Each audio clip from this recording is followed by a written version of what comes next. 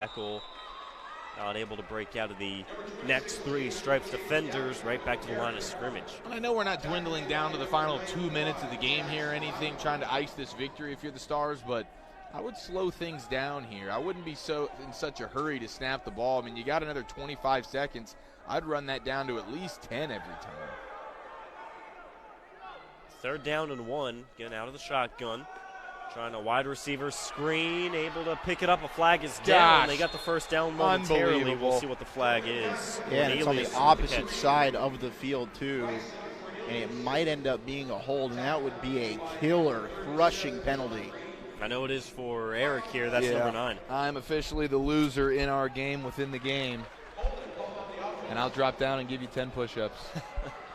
Thank you. You say one-handed, or can I use 2? You can use 2. Good.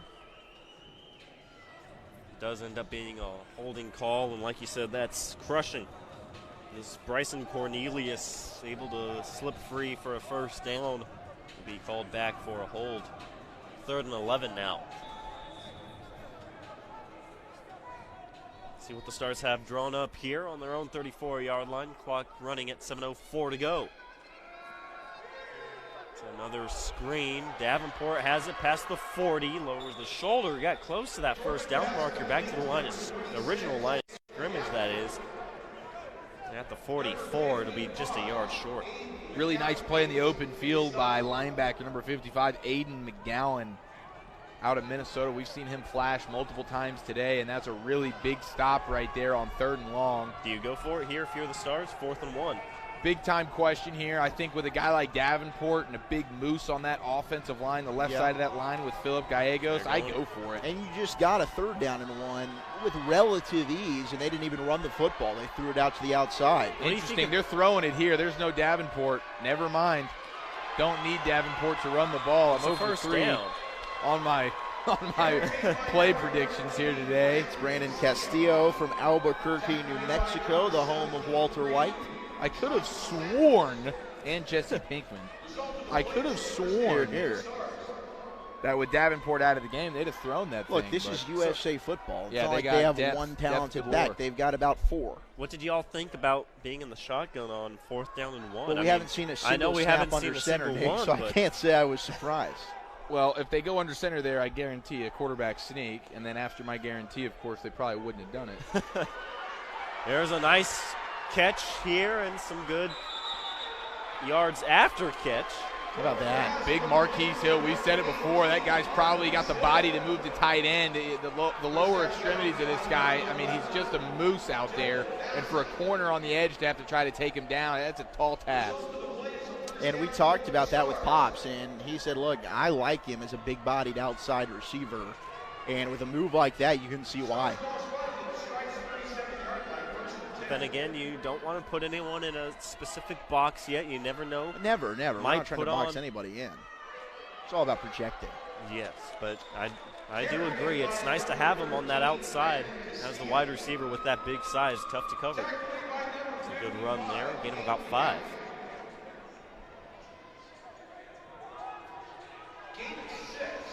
If the Stars are able to punch it in here, the Stripes are going to look back on this big 4th and 1 just a few moments ago and being unable to stop them there. Sort of a back-breaking play for defense. Davenport again with a big physical run. Picks up the first down.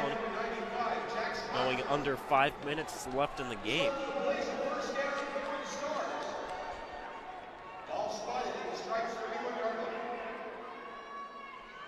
Davenport again's got some room. Cuts back to the inside to the 5. Into the end zone for a touchdown. There you go. That's your MVP for the Stars right there. He just sealed it with a cherry on top. And that run, even though it wasn't as long, might have been just as impressive as his first touchdown. Big credit to that Stars offensive line. They opened up massive holes at 57, 50. They're all running down the field, getting second level, third level blocks. And the vision of Davenport and the strong running, not unlike Marshawn Lynch, the dude just barrels into the end zone. Just from top to bottom, a fantastic play. I was about to criticize the Stars because they're snapping the ball once again with 25 seconds on the play clock. Let's go ahead and ice this thing out. But if you're going to go get a touchdown, hey, go ahead and do it. Extra point right down the middle, so it's back to a 14-point advantage. 4:46 to go. Stripes will get it back. What an afternoon for Jalen Davenport, a Washington native. Like you said, making a very strong case for the MVP trophy, or chain rather, for this Stars team. And as the defense sort of wanes and gets exhausted as the game goes along, he's one of those backs, Davenport, that just sort of, like you mentioned, Walter, it looks like he has fresh legs right here. We're in the fourth quarter, and he just seems like he's getting better and better, getting in more of a rhythm, while the defense just is just gassed. No question. And that was also a very championship-esque drive there for the Stars. No doubt about it. You know, I know that this is a bowl series. There's not a championship on the line, but you have a team on their heels. It's a one-possession game. You get the ball in your own territory. You go, for the most part, the length of the field. When you talk about field position here between both these squads, it's one of the longer drives we've seen today. And they go ahead and finish it with a touchdown.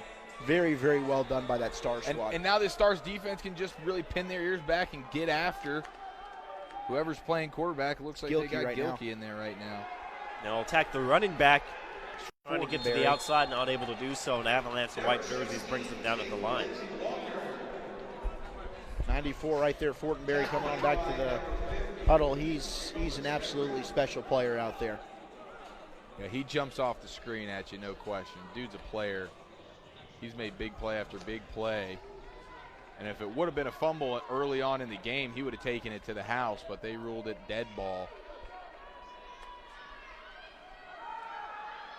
Second down, pass over the middle, not able to connect. I believe that was intended for Will Wade, the tight end out of Tucson, Arizona. Yeah, and he had Adrian Fondren, big defensive lineman, number 63, just breathing down his neck there, all up in his kitchen, and he just couldn't really set his feet the way he wanted to. Big tight end over the middle. I like the idea, but he was double covered anyway. That play wasn't really going anywhere. 3rd and 10. There's a pass over the middle and is caught by at the 50 down to the 43. There's a rip by Gilkey right there in stride. Yeah, really nice ball there by Gilkey. I'm not really sure what happened in the secondary. Maybe a miscommunication between the corner and the safety. Michael King, or Mikel King out there playing that slot cornerback position, sort of got lost. Not sure if that was his man or if he was supposed to sink down into the flats there, but that opened up beautifully for the Stripes, and Gilkey found him. Gerlach with the reception. Into Stars territory, 3:42 to go. 1st down and 10. Another pass with a lot of mustard on it. Over the head, though, of the intended wide receiver and Chris Rice. Yeah, coming into the game, we knew Rice was a player to watch, big body receiver, playmaking threat, sort of a possession guy, and that's exactly what you want right there. A nice first down play. It's right there on him. He just didn't get out of his break quick enough, and Gilkey was putting it on him.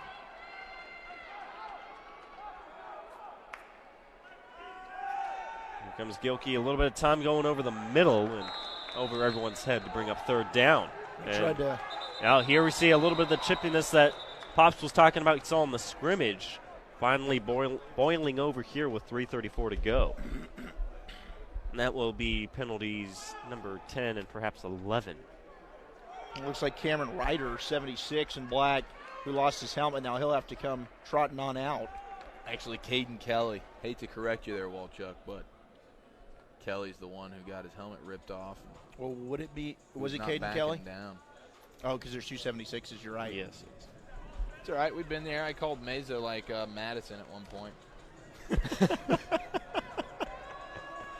Oh, man. It's been a long day for all of us. Our 3rd game. That's been fun, though. It's been a blast. It's been unbelievable, but as much as the Stripes defense is waning here in the 4th quarter, I think we could say the same for at least Walchuk. You speak for yourself. I could go another 3. That 3rd quarter break for me is pretty good. It gets me to recharge. Now, don't get me wrong. I'm still going to drop a Madison when I need a Mesa, but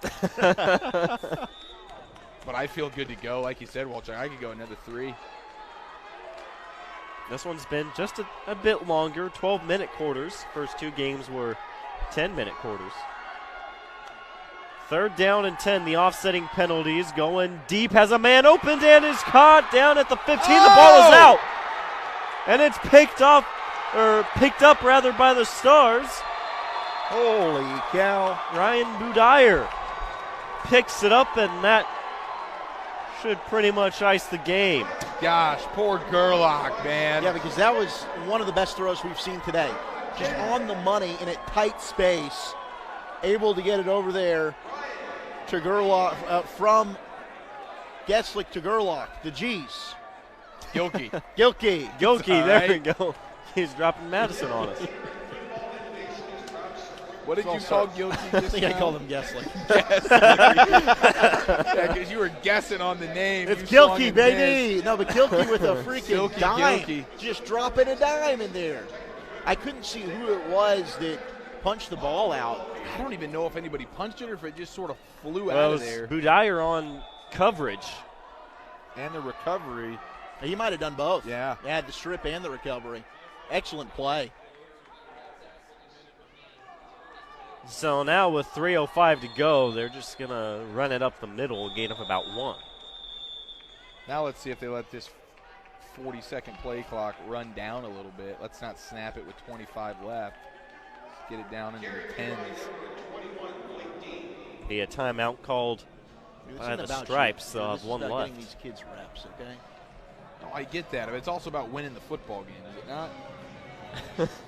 I mean, maybe I'm wrong.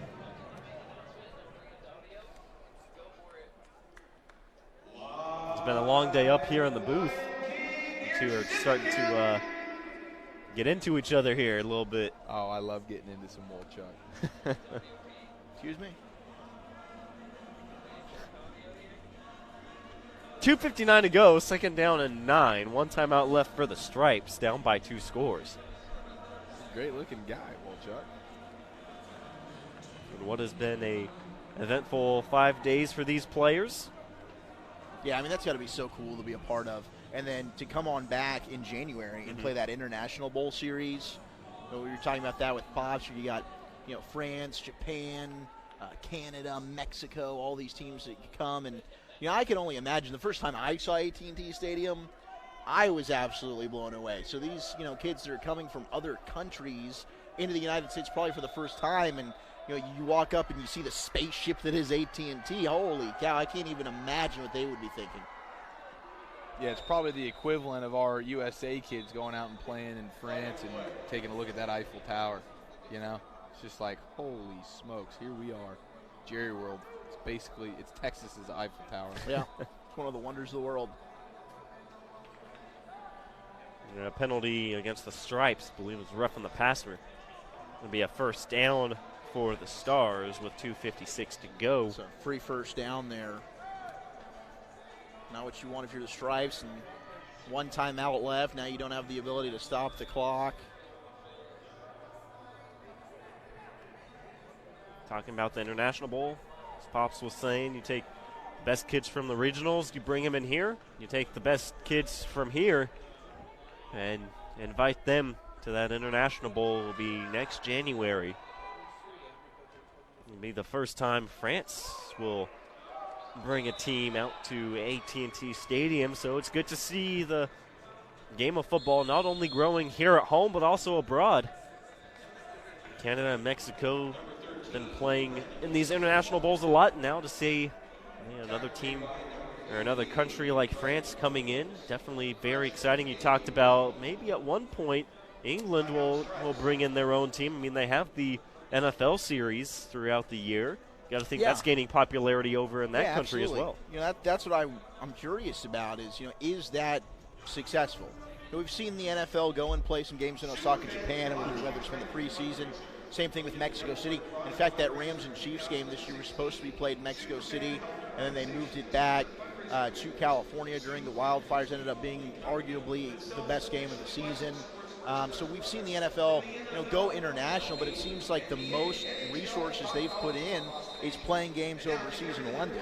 So I'd be very curious to see if that has built more of an interest to the game of football and if they are able to develop their own youth teams to be competitive. Nevertheless, again, exciting. Like Pops was saying, to see, he called out the Japanese team in particular, just the amazement. He also talked about just the amount of sportsmanship and how polite that Japanese teams are. Coming over here, another flag down on the field. This one's incomplete. Yeah, there's a flag there off that backside, and that was a play breaking down. You see the athleticism from Kalen Davis trying to get it to his running back out in the flats, or his receiver, Bryson Cornelius. Just gets right off the hands of Cornelius. Had a chance at a big gainer. Probably would have come back regardless.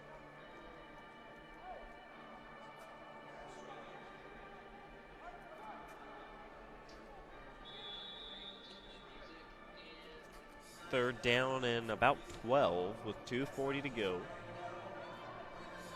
Stripes could perhaps get a stop here.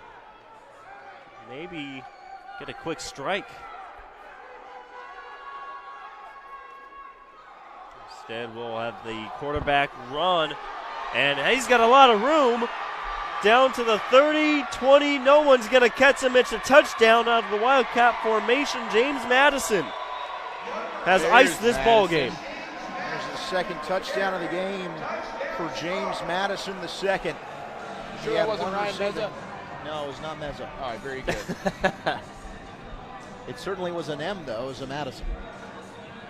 I see your Meza, and I'll raise you a Madison, sir. The M's, the 16s, it's hard to keep track of these guys. They're both ballers, so lucky for the Stars. They got a stud 16 on both sides of the ball.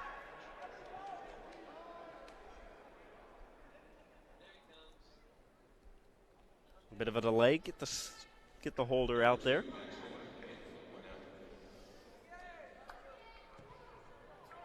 Great hold. Doesn't result in the made field goal, though. Goes just wide. 20-point lead for the Stars team with 2:26 to go. Hey, if you're going to be late to the party, at least bring some party favors, and he certainly did there. Fantastic hold by Dorman. It's good to see the holder getting some credit. Yeah. That doesn't happen very often. No, it doesn't. And he, you know, he put on a show. He was a little bit late getting out there. Forced us to talk about him, and then he goes out there and puts on a heck of a performance.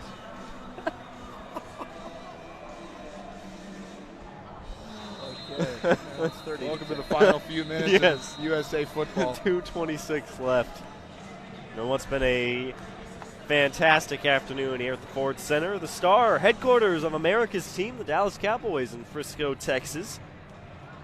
Playing a host of the middle school bowl game series. They had the one up in Canton, Ohio a few weeks ago. First down, here comes Strong, will keep the ball and is twisted out of bounds at the line.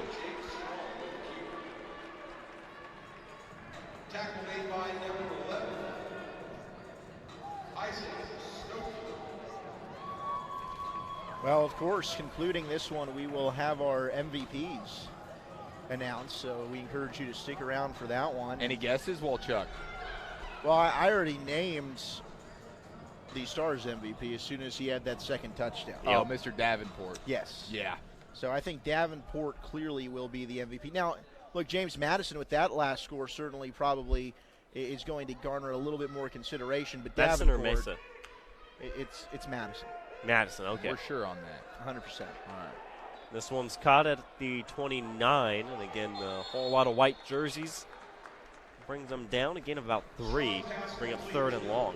Christian Ingram, my boy, got the chance to catch up with him at halftime. It's Ingham. Isn't that what I said? You said Ingram. You keep putting an R in there. I throw an R in there for some reason. He's going to get some good barbecue That's tonight, on I me. believe. He Yeah, is. yeah. He's grubbing hard. I wonder where they're going. Part 8? Now he shouted out your boy, Walchuk, Jason Witten, number 82. He did. Yes. And it's funny because we talked about that with Pops up here, and, you know, I uttered how I love Jason Witten. You have been not so kind to my guy. Including earlier this morning, I might add. Yeah, I found a way to wedge some Jason Witten slander into the breakfast conversation. I sure did. Which is just completely uncalled for. Listen, he's a Hall of Famer in his own right, but at 37 years old, at 2 yards of pop, all right, and a year off where he was star-studded in the booth, not sure why he left there, and now he finds himself on the football That's field. why he left there. In football years, he's in football, 73. the dude is All an right. exceptional player. He was known for his blocking back in the day. Last I saw, He's known for moving the chains, and that's exactly what he's going to do for the Dallas Cowboys this year. you say so. If you want more of that conversation, you can tune into the Nosebleed Seats podcast. Highly recommended. So there we go, 4th and 7. Strong loses the football, picks it right back up, and will be tackled at the 30. Turnover on downs. The final 40 seconds or so will belong to the Stars with a 20-point advantage. All in all, I think we certainly saw the size and the physicality on full display. Some great individual plays made. The defensive line for the Stripes was as advertised. You know, Davey Palumbo III was brilliant, along with DeAndre Carter. Can't say enough about the excellent play of Joshua Santos on the outside as well. Really, really good job along the defensive front there for the Stripes. We saw some glimpses on the Stripes offense. You had Jake Strong had some great stuff. Great play. Gilkey had a couple of nice passes, didn't get a whole lot of bounces his way, but there was some offensive firepower on the Stripes team, but that Stars defense was just suffocating, as we'll get a nail down here, as that should do it. The Stars formation with a 20-point win to close out this weekend of football festivities. Again, do stick around as we have the MVP presentations coming up in just a moment. Well, Chuck, you're saying for the Stars, we got Jalen Davenport as the MVP. We'll see perhaps who will get MVP for the Stripes as we officially hit all zeros. 30-10, Stars with the win. Some great football we've seen throughout these 3 games. Now, this is an unbelievable series that they do here at the Star at the Ford Center here in Frisco, and you know, it's an honor and a privilege to be able to be a part of it, and I'm excited for that International Bowl that'll be going to AT&T Stadium in Arlington in January. It was a little scary talking to Pops about big players that they're expecting to sign into this program. The defensive line average size, if everything goes according to plan, would be about 6'5" for kids going into high school. Definitely saw some big guys out on the field this afternoon. And that Stripes defensive line, Santos being the smaller of the ones, but was still phenomenal, like you said. Davey Palumbo, DeAndre Carter, Evan Keefe were phenomenal for that Stripes defensive line. As we go in now for the MVP awards. Today's MVPs are number 26, Jalen Davenport for the U15 Stripes. So it is indeed Jalen Davenport out of Spanaway, Washington, for the Stars. And you have Davey Palumbo, Kerman, California, a defensive lineman, getting the MVP honors. well deserved. 2 ballers. Love the fact that a great lineman's game. getting an MVP here. Yeah. Yeah, looking great. Look at that. A little handshake, a little love. Get a picture, guys. Hold on. Yeah, Instagram. Congratulations to those two, Jalen Davenport and Davey Palumbo III. Gosh, the swagger is just radiating off the screen right now.